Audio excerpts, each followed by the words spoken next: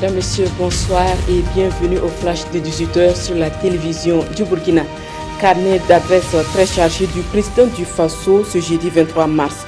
Roch-Marc Christian Kaboré a reçu en audience ce matin le président de l'Assemblée nationale française qui lui a fait le point de sa visite officielle à Ouagadougou. Au menu de cet entretien, la coopération parlementaire entre le Burkina et la France, mais aussi la sécurité, la décentralisation et l'aide au développement. À la suite de Claude Bartolone, c'est un émissaire du roi Mohamed VI du Maroc qui est reçu par Roch-Marc Christian Kaboré. Mohamed Yassine est porteur d'une lettre royale pour le président du Faso. Avant cet entretien avec le président du Faso, Claude Bartolone a eu une séance de travail avec Salif Diallo, une séance qui a accouché d'un mémorandum en vue de renforcer la coopération entre l'Assemblée nationale française et celle du Burkina. Ce matin, en effet, les présidents des deux institutions ont scellé leur union dans divers domaines, dont la formation professionnelle et la lutte contre le terrorisme. Entre Salif Diallo et Claude Bartolone, il a aussi été question du dossier Thomas Sankara, de la question du franc CFA et de la campagne des socialistes pour l'élection présidentielle en France. Et puis, le portefeuille du programme des Nations Unies pour le développement est examiné ce matin à Ouagadougou.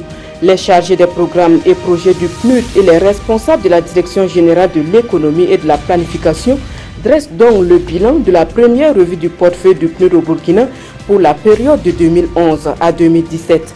Le PNUD débourse entre 25 à 30 millions de dollars par an au profit du Burkina. Ce programme onusien œuvre aussi dans la lutte contre la pauvreté, la bonne gouvernance et la préservation de l'environnement. La revue vise également à déceler les insuffisances en vue d'une mise en œuvre réussie du cadre d'action qui sera exécuté en 2018. Pas plus que hier, le maire de Ouagadougou démentait les propos des élus du groupe UPC qui l'accusaient de mauvaise gestion de la capitale. Après cette sortie médiatique de Arma Bewende, c'est aujourd'hui le tour des élus locaux du MPP de livrer leur version des faits à la presse. Le groupe municipal MPP rassure, le budget de la commune de Ouagadougou tient bel et bien compte de la jeunesse, du social et de l'assainissement. Quant au dossier des lotissements, le groupe précise que la question relève d'une décision gouvernementale, laquelle décision a suspendu les lotissements sur l'ensemble du territoire national. Ces acteurs, eux, œuvrent pour une réinsertion des migrants dans leur pays.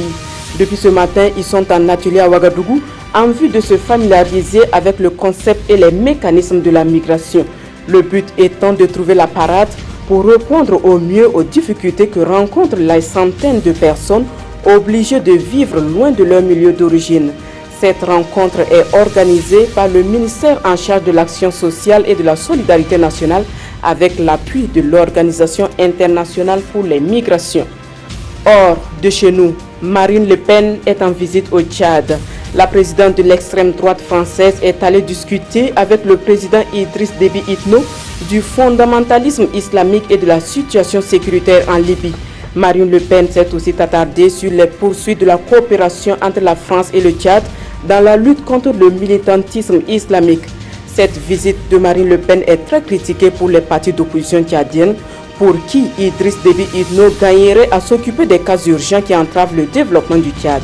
Il exhorte par conséquent à se concentrer sur les défis sociaux du pays qui n'arrivent même pas à payer ses fonctionnaires. Voilà qui met fin à ce flash. Merci de l'avoir suivi. Christine Koulibaly vous retrouve à 19h et Peggy Ouedraogo à 20h pour d'autres informations. Bonsoir.